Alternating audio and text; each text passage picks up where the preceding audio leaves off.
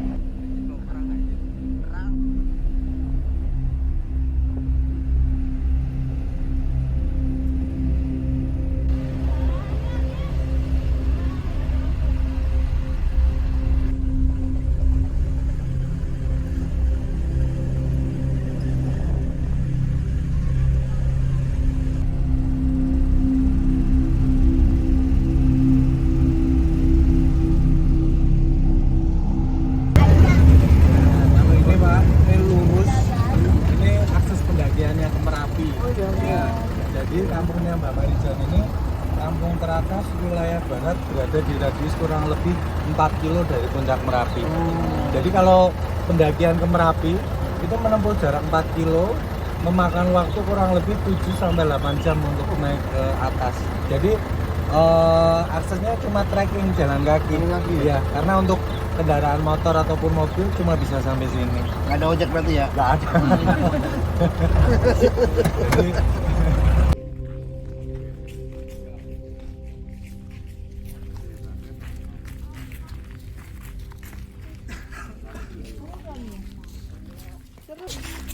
Mama ada hewan. Ada apa?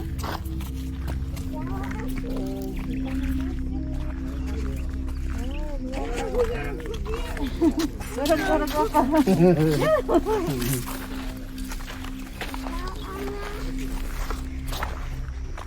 nah ini Pak, kemarin kan baru-baru ini sempat erupsi Pak. Ah. Dia cuma ngeluarin awan panas Merapi aja. Apa? Cuma ngeluarin awan panas. Oh, panas aja. Iya, kalau istilah orang Jawa bilang itu wedhus gembel itu Pak. Oh iya, udah sini.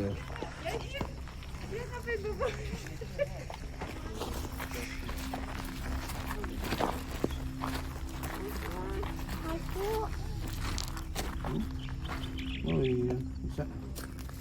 Nah oke Bapak Ibu, kita udah sampai di spot pertama kita, namanya Bangker Kali Adem. Sebetulnya Ibu kan ambilnya spot sunrise ya, tapi karena ini datangnya siang sekaligus berkabut, jadi Merapinya nggak kelihatan. Sebetulnya spot sunrise itu ada di atas Pak, di atas sana. Jadi biasanya itu view-nya itu view Merapi sama matahari terbit, tapi karena cuacanya kayak gini nggak kelihatan. Kita udah sampai di Bangker Kali Adem. Sedikit Bangker ya? informasi ya. Dulu di sini ada satu perkampungan Pak, sekaligus kampung paling teratas wilayah timur. Kalau kampungnya yang Mbak Marijan kan yang barat, ini yang timur Pak. Nama kampung ini Kampung Kali Adem, berada di radius kurang lebih 4 kilo dari Merapi. Salah satu kampung yang paling pertama terkena dampak letusan Merapi tahun 2006 dan terbesar tahun 2010 kemarin. Nah di kampung ini berdiri satu buah bangunan yang dinamakan Bangker. Nah ini Pak, difungsikan untuk ruang lindung emergensi dari awan panas sebetulnya. Yang pasca letusan Merapi tahun 2006, ada 2 relawan yang tadinya mau evakuasi warga setempat, tapi karena keburu Merapi meletus 2 orang itu tadinya pengen berlindung di Bangker ini. Tapi nggak taunya Bangker ini malah tertimbun material panas, sehingga 2 orang yang ada di dalam itu terjebak dan meninggal dunia dalam keadaan hangus atau kosong. Di dalam bakar ini? Iya, jadi setelah letusan 2006 ditambah terbesar tahun 2010 kemarin, Bangker ini sekarang udah nggak difungsikan lagi karena radiusnya terlalu dekat. Sebetulnya gunungnya itu Pak, udah kelihatan itu loh, samar-samar.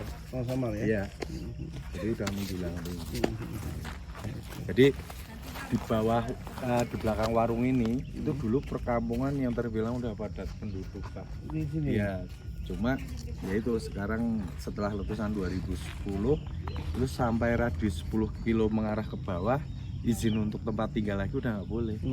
Karena Jadi, memang sudah iya. dievakuasi. Dievakuasi. Jadi warga sini yang tadinya punya rumah di sini udah diganti sama pemerintah, dibuatkan rumah kayak perumahan gitu Pak. Tapi radiusnya radius aman 15 kilo mengarah ke selatan. Tapi kalau untuk kepemilikan hak tanah itu masih perorangan. Cuma intinya izin untuk dibangun tempat tinggal atau rumah kembali udah nggak boleh. Assalamualaikum warahmatullahi wabarakatuh. Alhamdulillahirabbil alamin wassalatu wassalamu ala asyrafil anbiya'i wal mursalin sayyidina wa maulana Muhammadin wa ala alihi wa sahbihi ajmain. Mos-mosan Abah. Alhamdulillah teman-teman, ketemu lagi sama Abah dalam tayangan budaya dan sejarah, tentunya ada di channel YouTube Abokon Official.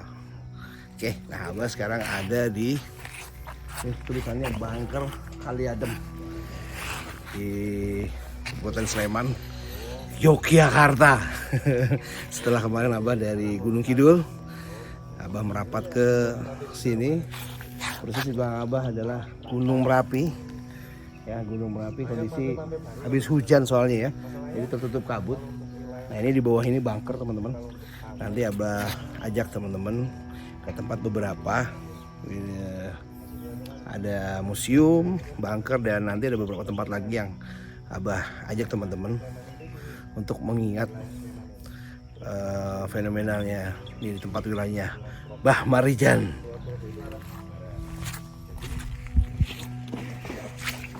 Jadi bunker ini bukan peninggalan Belanda, itu bukan Pak. Ini dibuat pemerintah daerah tahun 2001, diresmikan tahun 2005, dipakai tahun 2006. Tapi bisa dikatakan bangunan gagal karena nggak bisa nyelamatin di bangunan itu ya. Oh gitu. Ya, saya ambil lampu penerangan dulu. Ya. Jadi bunker ini sebetulnya itu hanya ruangan kosong Pak, yang ukurannya 6x8 meter. Kan difungsikan untuk ruang lindung emergensi dari awan panas sebetulnya. Nah, yang Mas kalau bersama tahun 2006, pemenang dua provinsi 2021, dasarnya ditemukan di Oh ya, sampai jasa sendiri. ya, agak kemungkinan tadinya mau berendam di air di sini Pak, tapi ataunya airnya ikut mendidih, suhu panas di sini terlalu ekstrim, meninggal dalam keadaan kosong. Dalam keadaan kosong Ya, di sini. Terus satunya lagi itu meninggal di belakang pintu utama sini Pak. Di sini ya. Yang di belakang pintu utama ini kronologinya tadinya mau menutup pintu ini. Tapi karena nggak kuat nahan panas, sekaligus nggak kuat nahan aliran lahar yang mau masuk, akhirnya pintu ini jebol, terbuka, aliran lahar ini masuk ke dalam ini. Maksudnya memenuhi ruangan ini satu sisi lahar ya? Ya. Nah, ini sebagian udah dikeluarkan, sebagian masih disisakan untuk dokumentasi. Oh ini ya? Iya, aliran lahar itu lama ya, dia kalau udah bertahun-tahun itu berevolusi menjadi pasir menjadi padas. Ini udah padas Pak.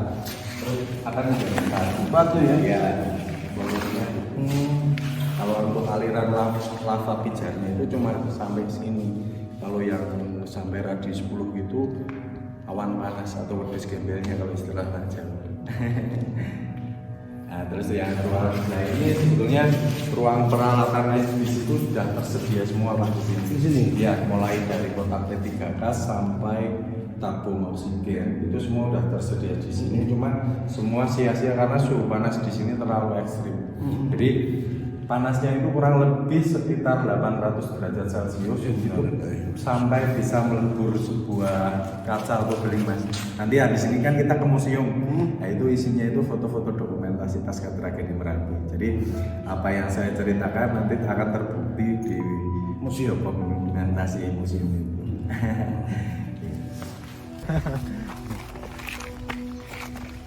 Jadi sebelum letusan 2006 Mas, di atas bunker ini dulunya itu tanah lapang yang biasa untuk camping anak-anak sekolah atau kuliah itu mendirikan tenda di sini. Tapi karena letusan 2006 ditambah terbesar tahun 2010 jadi porak-poranda seperti ini. Oh iya.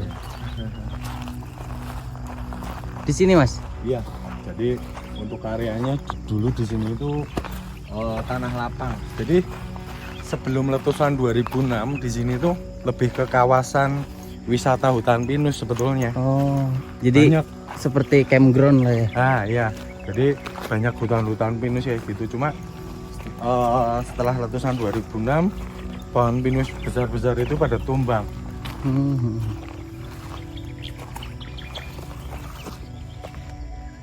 Nah sebetulnya spot sananya ada di atas sana lah. Iya. Jadi pas view Merapi sekaligus matahari terbit dari timur. Biasa orang-orang kalau mau ngambil foto di situ. Oh iya. Cuman habis hujan ini. Iya karena kabut, cloudy jadi nggak kelihatan.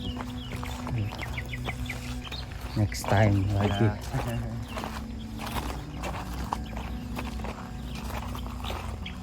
Nah, tak bawa ke view yang agak ekstrim sedikit ya Mas ya. Oh ya, oke.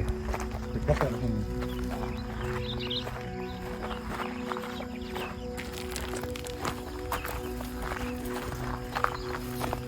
Hati-hati Mas, jalannya terjal. Iya.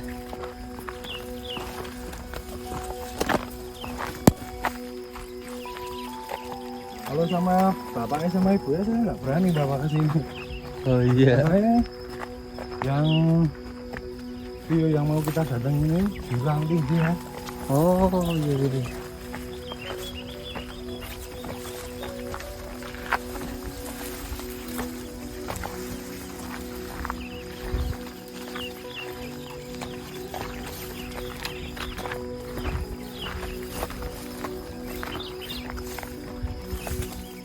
Udah sampai yang ini.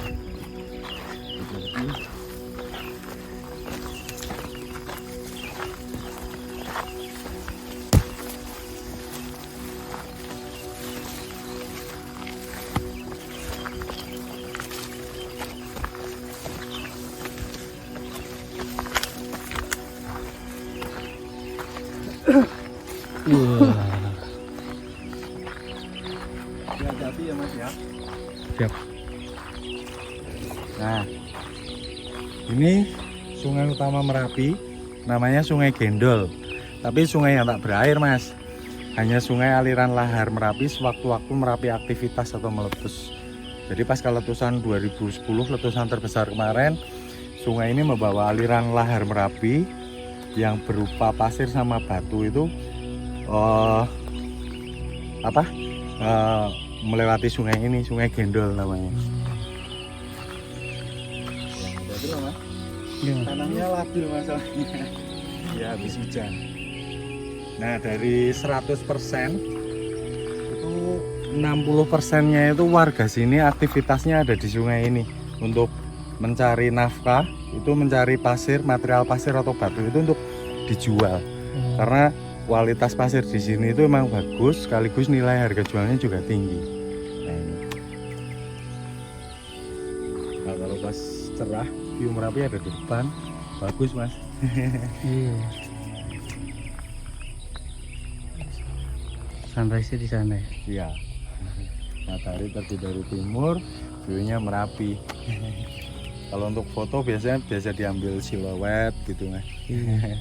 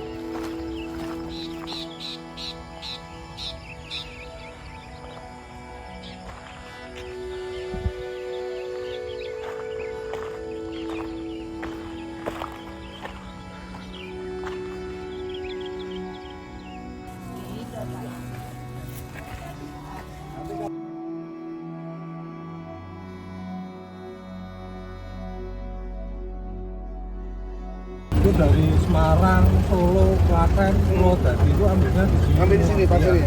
Tapi emang diizinkan gitu kan? Jadi kalau untuk perizinan itu sebetulnya legal Bu.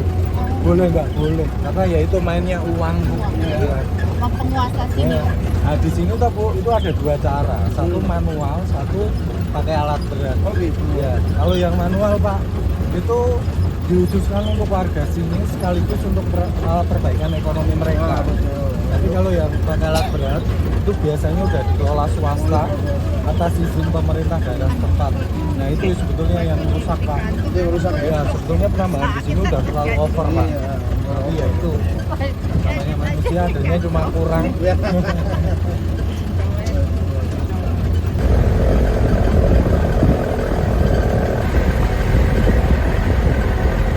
Namanya batu alien. Ya, batu yang menyerupai wajah manusia. Cuman tadi nggak boleh ke situ, tutup. Cuma banyak orang datang, orang-orang kota mungkin ya. Bahasa alien berubah menjadi bahasa alien. Alien kan dari planet.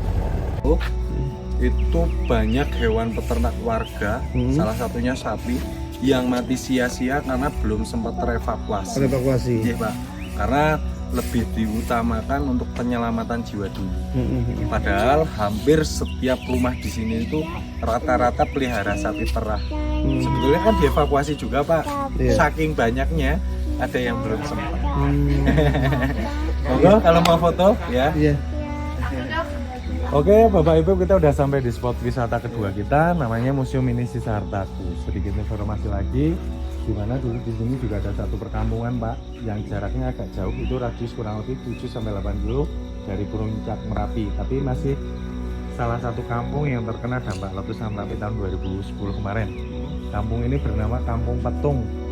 Jadi museum ini berdiri di salah satu bekas rumah warga yang isinya itu foto-foto dokumentasi pasca tragedi Merapi sekaligus pernak-pernik harta benda yang masih tersisa semua dikumpulkan di sini. Karena sebetulnya mulai kampung ini sampai di Bangker tadi itu sebetulnya izin untuk tempat tinggal lagi udah nggak boleh. Tapi yaitu tadi warga 1-2 masih ada yang bandel. Gitu. Mereka nggak mau pindah. Oke, kita masuk. Uyangnya copot. Uyangnya copot, Mak. Iya, Ini copot. kena asap panas dari Gunung Merapi nanti. Nah ini Pak, ini untuk kampung di sini itu kronologinya udah berbeda. Kalau yang di Bangker tadi kan aliran lava yang merah itu Pak. Tapi untuk area sini itu terkena awan panas Merapi. Kalau istilah orang Jawa pedus gembel. Yang mayoritas rumah di sini itu rata-rata itu habis terbakar. Nah ini foto evakuasi warga. Jadi sebetulnya itu jauh-jauh hari udah diperingatkan untuk segera ngungsi warga itu Pak. Tapi ya itu warga sini itu nyepelein, menyepelekan nih. Kalau orang Jawa bilang itu nyepeleke. Nah itu jadi ada yang kok jadi korban.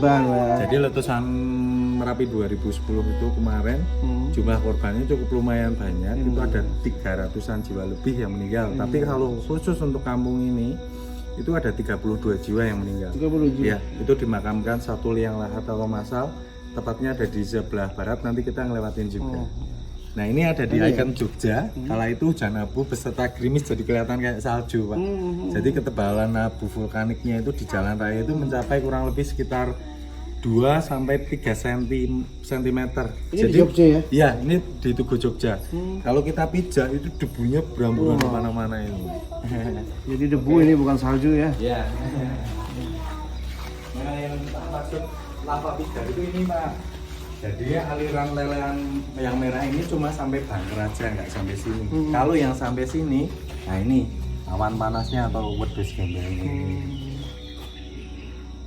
Nah, jadi di sini juga ada cerita Pak. Jadi ini salah satu bukti waktu yang menunjukkan terakhir kali Merapi meletus, tepatnya jam 12 lebih 5 menit. Kala itu terjadi 2 kali, yang satu jam 8. Cuma yang jam 8 malam itu pasca. Jadi belum besar. Kalau yang besarnya jam 12 malam ini. Hari Jumat 5 November 2010, udah sekitar 11 tahun yang lalu. Cuma kenangannya begitu mendalam karena banyak korban jiwanya juga. Nah ini jam 12 siang atau jam 12 malam? Malam Pak. Oh udah jam 12 malam? Iya. Jam 12 malam.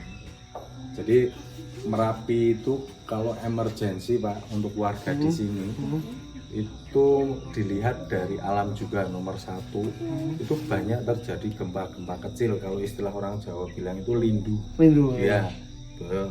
Kayak gempa-gempa kecil gitu. Nomor duanya hewan-hewan liar yang ada di atas itu turun ke pemukiman warga. Itu udah tanda ya?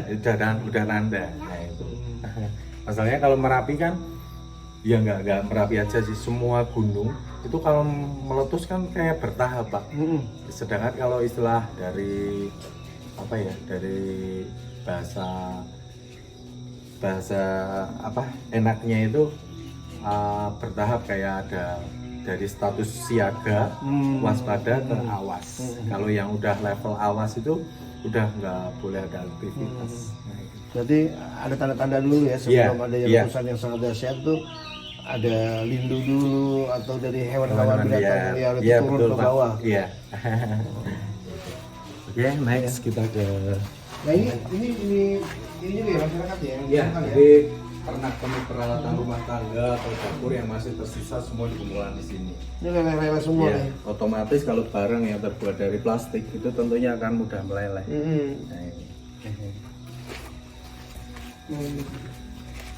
ini kronologi tanggal Pak. Jadi tanggal yang saya ceritakan tadi itu letusan 2006.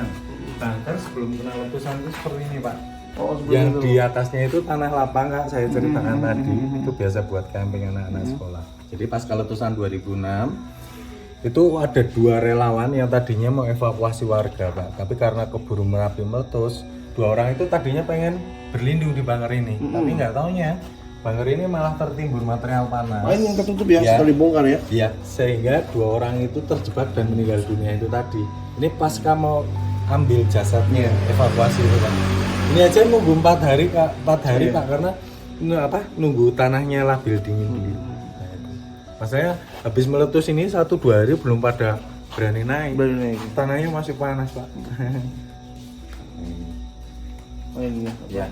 Bunkernya tadi itu Pak yang terbuka itu. Ini saya sempat nonton beritanya di TV. Beritanya ya Pak ya.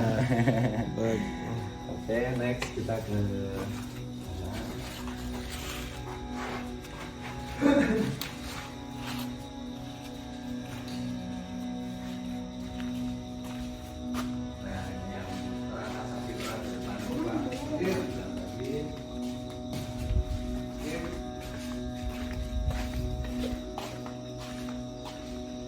ini kerangka yang sapi di depan itu Kak, tadi itu kerangka sapi perah ini. Hewan peternak warga yang mati sia-sia karena belum sempat evakuasi. Seperti saya bilang tadi, lebih diutamakan untuk penyelamatan jiwa dulu. Untuk harta benda hewan piaraan dinomor 2-kan. Kalau bisa kita bawa, kalau enggak kita tinggal gitu aja, yang penting diri kita selamat. Jadi pasca evakuasi ya seperti ini Pak. Nah, ini yang masih hidup dan sudah meninggal. Ini sudah meninggal ya? Iya, yang ini Pak. Itu dicampur menjadi satu menggunakan armada truk kala itu untuk menuju titik yang aman. Nah, ini pasca pemakaman massal itu dibantu pihak TNI, relawan, ada juga beberapa warga sekitar ikut membantu. Ini ya, masalah ya. Nah ini yang khusus kampung ini ada 32 jiwa yang meninggal. Nah ini beling atau kaca ini yang saya sebut tadi Pak. Jadi ini saksi bisu juga suhu panas kala itu. Kalau beling kan identiknya pecah Pak, tapi ini meleleh.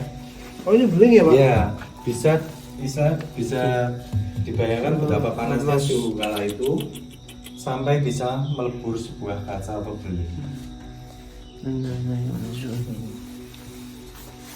Nah kalau yang sebelahnya itu unggas ayam Pak. Oh ayam ini? Ya, karena dia berbulu ibarat kapuk terkena api, dia langsung kebakar habis. Sebagai perbandingan, sapi aja bisa kayak gitu, apa ya? Apalagi yang lebih kecil. Iya kecil ya. Iya. Oh ini pakaian peninggalan ya? Iya, peninggalannya itu Pak. Iya. Oke, next kita ke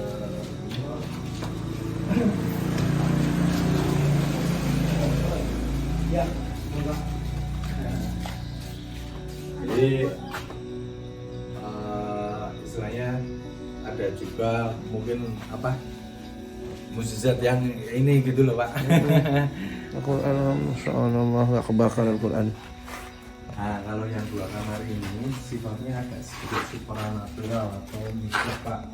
Ya karena ini hidup di lereng Merapi yang sifat kejawennya itu masih kuat di sini. Oh ya. Jadi setiap benda-benda bertuah, tempat-tempat bertuah itu masih disakralkan sama warga sini. Salah satunya 2 kamar ini, nomor 2-nya sebetulnya batu alian yang saya tunjukin itu tadi. Jadi setiap momen-momen tertentu itu masih suka diadakan namanya istilah kayak sesaji atau apa gitu loh Pak. Karena emang udah ada. Kalau yang sebelah ini isinya itu benda-benda pusaka warga sini. Kalau yang sebelahnya dari saya menjadi driver juga belum pernah tahu. Mungkin. Ini kayaknya ada tombak ya? Kayaknya Pak. Ada tombak, Iya. peninggalan pusaka-pusaka ya? Iya betul Pak. Masya Allah. Dan disakralkan. Ya, jadi emang agak sedikit apa? Ya itu tadi mistis atau supernatural. Karena emang kalau udah mulai maghrib Mas, di sini itu udah nggak ada aktivitas. Jadi mungkin ya kalau lewat sini agak sedikit serem lah intinya gitu. Masalah kampungnya kampung mati, sedangkan pas keletusan 2010 kemarin juga banyak korban di sini. Jadi ya maklum ya. Berarti di dalam ini ada apa? Pusaka-pusaka peninggalan orang dulu atau bagaimana? Iya. Nah,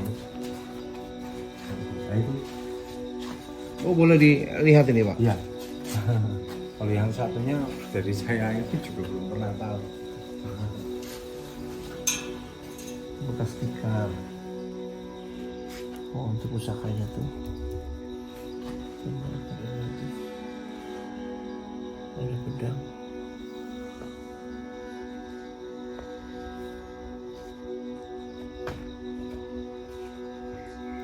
Saya sering Mas bawa tamu, Ya.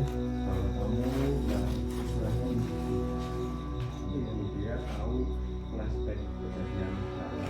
Jadi saya cerita, misalnya dia udah tahu duluan. Kalau biasanya kalau yang anak kecil Pak, kan ada yang gitu juga. Itu biasanya ada yang ngomong masuk sini, nangis gitu.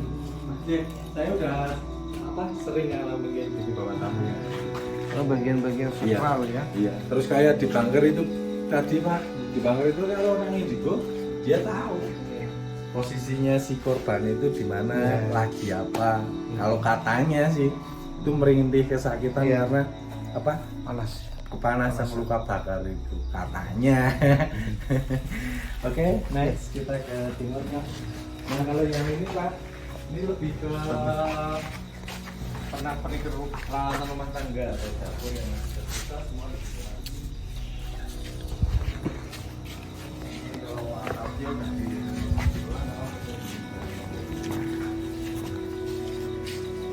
Kasur ini. iya. Saya di sini agak sedikit ngap ya. Iya. Kenapa ini di saya ada sisa takut saya lihat.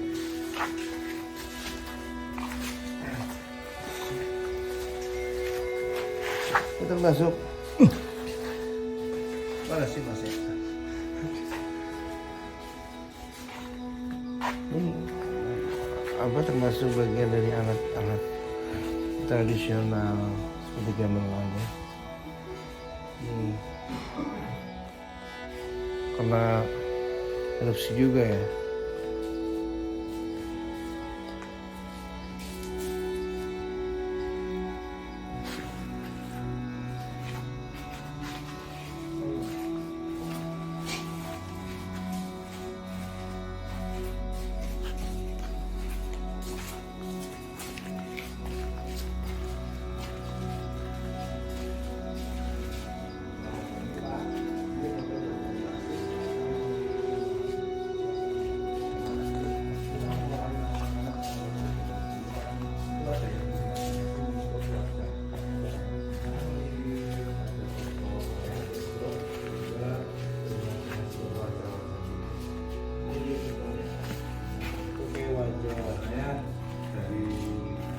Legit. Mitosnya Nih. kalau Merapi kan Istilahnya banyak misterinya gitu. Iya. Mungkin ada sangkut pautnya. Nah, ini adalah lafaz Allah waktu sebelum letusan, ya. Terus ini ada wajah membentuk manusia, tuh, ya. Ini juga sama ya Pak ya. Iya, betul Pak. Nah ini sosok pewayangan Petruk, tuh hidungnya, wajahnya, rambutnya. Terus ini sosok seperti Semar. Orang Jawa bilang lanang jagat ini. Iya. Nah ini yang dimaksud Ya Allah, batu alien ini Pak. Oh ini. Ini prosesnya juga Ini batu alien. ya, tanpa rekayasa atau editan itu enggak, atau buatan itu enggak Pak. Ini real. Jadi pasca letusan kemarin sebetulnya lokasi ini itu perkampungan juga yang berdekatan dengan Sungai Utama Merapi. Ada 4 rumah warga yang tertimbun batu material dari luapan Sungai Gendong itu tadi. Nah ini disebut batu alien, sebetulnya yaitu alien sebetulnya. Batu ini kronologinya itu terbawa arus aliran lahar Merapi sampai ke pemukiman warga ini. Jadi ini terbilang batunya masih kecil Pak, masih ada batu-batu besar seperti ini. Ini untuk wilayah Kali Putih, ini udah sungai kedua Merapi, itu yang batunya itu besar-besar melintang dari atas. Ini menutupi jalan raya, jalan provinsi Jogja Semarang. Oh itu ya? Ya, di Muntilan.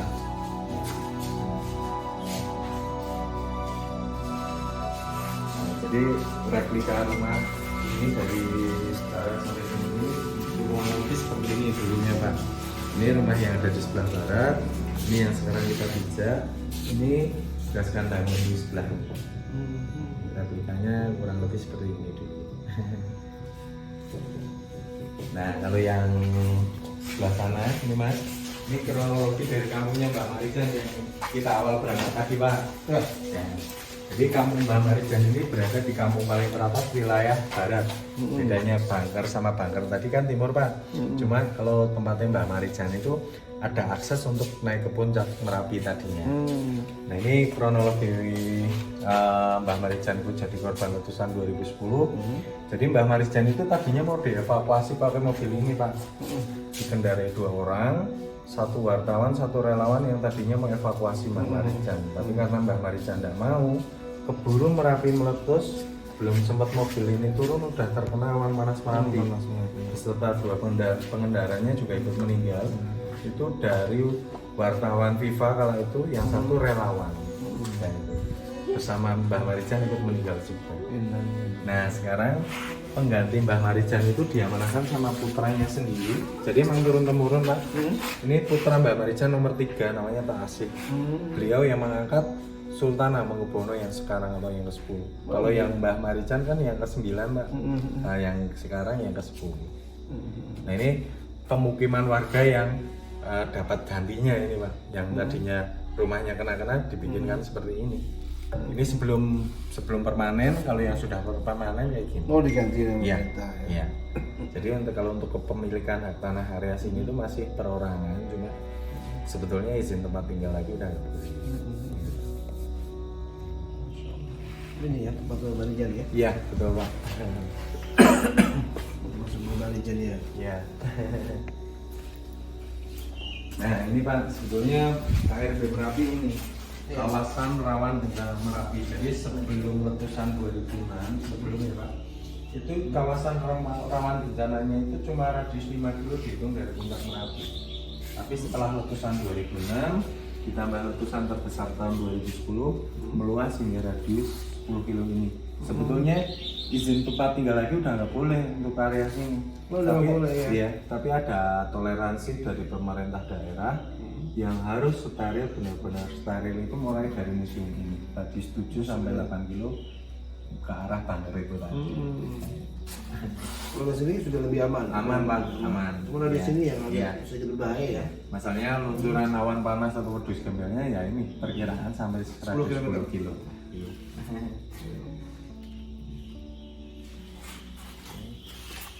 Ini kendaraan warga kemarin juga boleh dipark terbawah.